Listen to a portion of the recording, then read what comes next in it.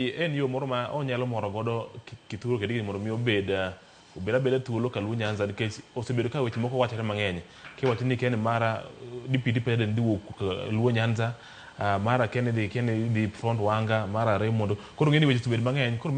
mano maybe enyalo miyo bedo a bit uncomfortable winjo ni maybe kare ODM kare ama let me say ODM kwayo ama maybe gin gi dwaro moro gin e company to mano maybe at least maybe nyalo kelo ni mondo bed feel atom ni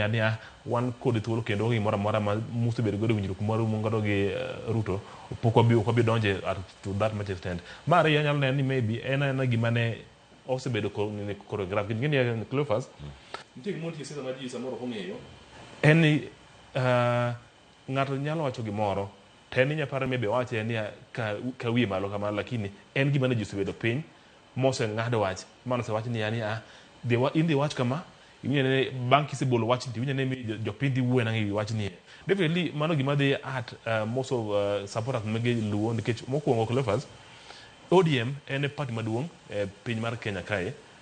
mano ok wagima wuok e dhoga to luwore kuom research manotim mano o verify mano ni en adier ODM party maduong'. To hapa ni gimomiyo party duong' en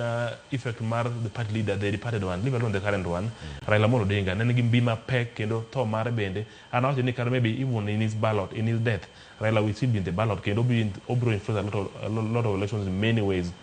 Koro going to elections, maybe mano gima ne jatend piny nosebedo gi party leader mar UDA mar ODM Oburu Odinga okono ni wanto ngini wadhi winjruok lakini wadhi uru kwa ma most likely high chance ang'a ber ni dhi ber matek mondo mi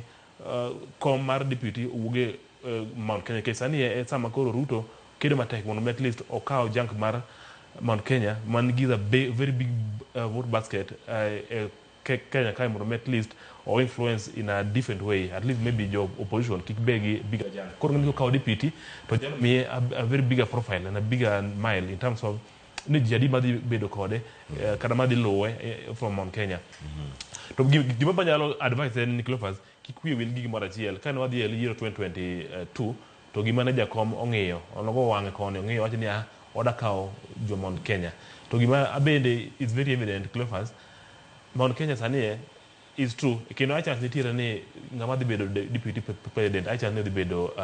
Kithure Kindiki king'in somo kar siasa to apar ni we deserve more an okipacha I think we deserve more ODM onego beni if not a presidential candidate then we have to nyaka bed gi deputy president mano oken di ma it comes without say koro ko bed pini koro rito once will follow up with the party leader but kwa the negotiation ko poni soko bad piny mane ni wachni ni already the biggest seat okidwar